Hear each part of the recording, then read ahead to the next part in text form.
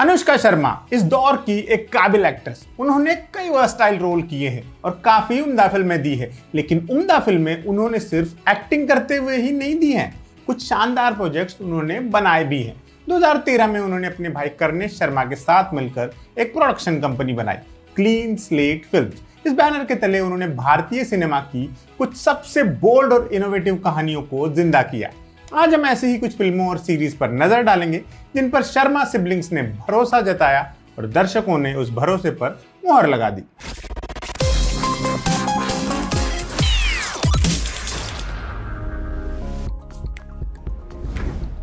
Clean slate films की पहली पेशकश थी NH10, एक रोंगटे खड़े कर देने वाली फिल्म। ये एक रॉ और ग्रिटी थ्रिलर है जो एक ऐसे कपल की कहानी बताती है जो अपनी रोड ट्रिप पर अनजानी मुसीबतों में फंस जाता है। मीरा और अर्जुन दिल्ली से बाहर घूमने निकलते हैं, लेकिन हरियाणा के ग्रामीण इलाकों में उनका सामना कुछ ऐसे लोगों से होता है जो उनकी जिंदगी को हमेशा के लिए बदल देते हैं। ये फिल्म ऑनर किलिंग और ग्रामीण भारत में महिलाओं की स्थिति जैसे गंभीर मुद्दों को छूती है। NH10 को समीक्षकों से एक जबरदस्त तारीफ मिली, खासकर अनुष्का शर्मा की दमदार एक्टिंग और नवदीप सिंह के कसे हुए डायरेक्शन के लिए। ये फिल्म दर्शकों को न सिर्फ अपनी सीट से चिपकाए रखती है, बल्कि पैट्रियार्की के घिनौने चेहरे का सबसे विभत्स रूप भी दिखाती है। बॉक्स ऑफिस पर इस फिल्म ने ठीक ठाक प्रदर्शन किया था और अपनी लागत वसूलने में कामयाब रही थी, जिससे क्लीन स्लेट फिल्म्स के लिए एक सफल शुरुआत हुई। अगर आप देखना चाहें तो ZEE5 पर उपलब्ध है। NH10 की सफलता के बाद क्लीन स्लेट फिल्म्स ने अपनी दूसरी फिल्म बनाई फिलौरी। इसके साथ उन्होंने एक बिल्कुल अलग जॉनरा में कदम रखा। ये एक रोमांटिक कॉमेडी ड्रामा फिल्म थी जिसमें एक अनोखा फैंटेसी एलिमेंट था। इस फिल्म में कनन नाम की एक लड़की की कहानी है जिसे शादी से पहले मांगलिक दोष दूर करने के लिए एक पेड़ से शादी करनी पड़ती है, लेकिन अनजाने में वो शशि नाम की एक आत्मा से शादी कर लेता है जो उस पेड़ पर रहती थी। शशि की आत्मा कनन और उसकी मंगेतर अनु के पीछे पड़ जाती है। शशि कौन है, उसका क्या मकसद है, फिलौरी कौन है, इन सब सवालों के जवाब आपको फिल्म में मिल जाएंगे। फिलौरी को क्रिटिक्स से मिक्स्ड रिएक्शन मिला था, लेकिन इसकी ताजगी भरी कहानी, म्यूजिक और अनुष्का शर्मा के काम को काफी सराहा गया। दिलजीत दोसांझ के हिस्से भी काफी तारीफें आई। फिल्म ने बॉक्स ऑफिस पर औसत प्रदर्शन किया, लेकिन इसने एक बात तो साबित कर दी, अनुष्का की कंपनी यहाँ अलग अलग तरह की कहानियों को कहने आई थी। उनको रूटीन काम नहीं करना था। ऐसा उन्होंने अपनी आगे की फिल्मों में कर भी दिखाया। अगर आपको फिलौरी देखनी है तो जियो हॉटस्टार पर जाना पड़ेगा।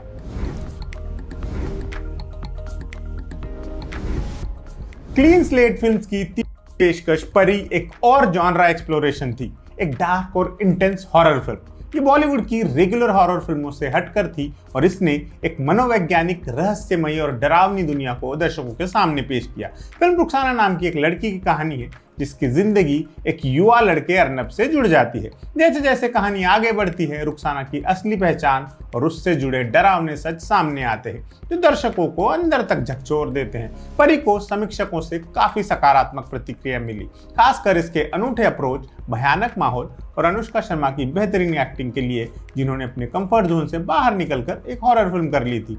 बॉक्स ऑफिस पर फिल्म की परफॉर्मेंस एवरेज रही, लेकिन इसने इंडियन हॉरर स्पेस को एक नई दिशा दिखाई और साबित किया कि बॉलीवुड भी स्मार्ट और सटल हॉरर फिल्में बना सकता है। देखने का मन हो तो प्राइम वीडियो पर अवेलेबल है। सिनेमाघरों के बाद क्लीन स्लेट फिल्म्स ने OTT की तरफ रुख किया और यहाँ शुरुआत ही एक हॉरर फिल्म से की। उनकी बनाई बुलबुल नेटफ्लिक्स पर रिलीज हुई थी और मेरी कुछ पसंदीदा हॉरर फिल्मों में से एक है।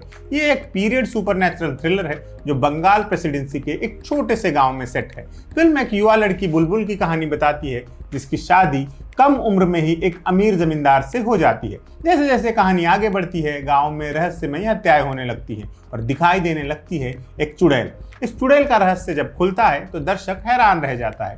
ये फिल्म पैट्रियार्की, बाल विवाह और महिलाओं के खिलाफ होने वाले अत्याचारों जैसे गंभीर सामाजिक मुद्दों को एक डार्क और जादुई फैंटेसी के जरिए उजागर करती है।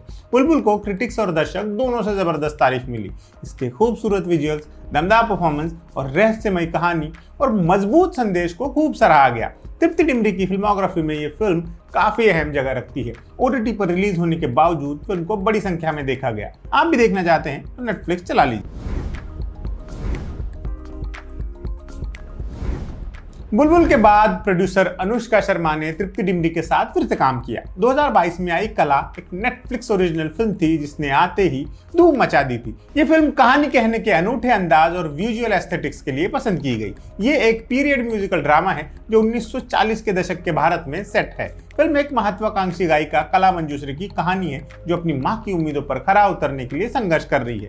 जैसे जैसे वो शोहरत की सीढ़ियां चढ़ती हैं, उसे अपनी मां के साथ अपने जटिल रिश्ते और अपने अतीत के भूतों का सामना करना पड़ता है। कला को काफी पॉजिटिव रिस्पॉन्स मिला। इसका संगीत तो बहुत ही हिट रहा। बिखरने का मुझको शौक है बड़ा जैसे गाने हर एक की जुबान पर चढ़ गए। ये पूरा एल्बम ही कमाल का था। तृप्ति डिमरी और बाबिल खान की परफॉर्मेंस को बहुत तारीफें हासिल हुई। कुछ हटके देखने के ख्वाहिशमंद दर्शक इसे नेटफ्लिक्स पर देख सकते हैं। जब 2020 में क्लीन स्लेट फिल्म्स ने अपनी पहली वेब सीरीज बनाई थी, उस वक्त उन्हें भी नहीं पता था कि वो क्या क्रांति करने जा रहे हैं। उनकी पहली वेब सीरीज थी पाताल लोक, जो अब एक शाहकार रूप ले चुकी है। Amazon प्राइम वीडियो पर रिलीज हुई ये सीरीज इंडियन OTT स्पेस में सबसे ज्यादा पसंद किए प्रोजेक्ट्स में से एक है। ये एक क्राइम थ्रिलर है जो दिल्ली के एक पुलिस वाले हाथीराम चौधरी की जिंदगी में झांकती है। एक हाई प्रोफाइल पत्रकार का मर्डर करने की कोशिश हुई है और इस केस की जांच सौंपी गई है हाथीराम चौधरी को। ये इन्वेस्टिगेशन उसे भारत के अंधेरे अंडरवर्ल्ड यानी पाताल लोक की गहराइयों में ले जाता है, जहां क्राइम, करप्शन और किलिंग्स का नंगा नाच चल रहा है।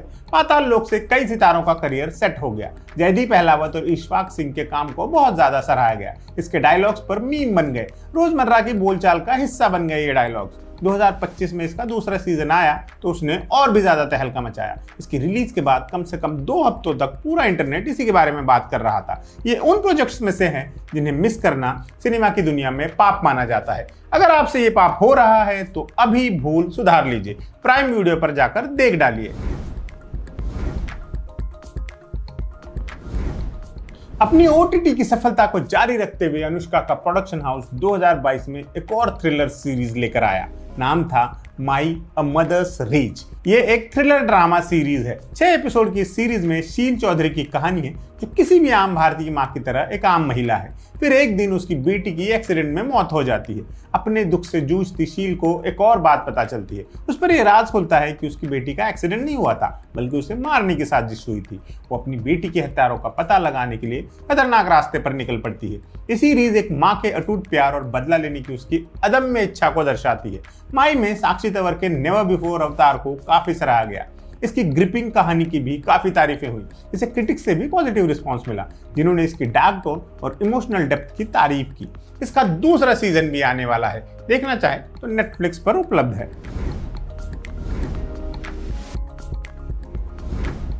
इस लिस्ट में क्लीन स्लेट फिल्म्स का 8वां प्रोजेक्ट एक और कमाल की वेब सीरीज है। कोहरा 2023 में आई थी और आते ही छा गई थी। ये एक डार्क और एटमॉस्फेरिक क्राइम ड्रामा है जो पंजाब के ग्रामीण इलाकों में सेट है। ये सीरीज एक एनआरआई की मौत की जांच के इर्द गिर्द घूमती है, जो अपनी शादी से ठीक पहले मरा हुआ पाया जाता है। ये मामला जो लोकल पुलिस अधिकारियों के पास पहुंचता है। बलबीर सिंह और अमरपाल गरुंडी, ये दोनों अपने निजी और पेशेवर जिंदगी के अंधेरे कोनों का सामना करते हुए इस केस का रहस्य खोलने की जद्दोजहद में लगे रहते हैं। कोहरा के लिए सुविंदर विक्की और वरुण सोपती ने काफी तारीफें हासिल की।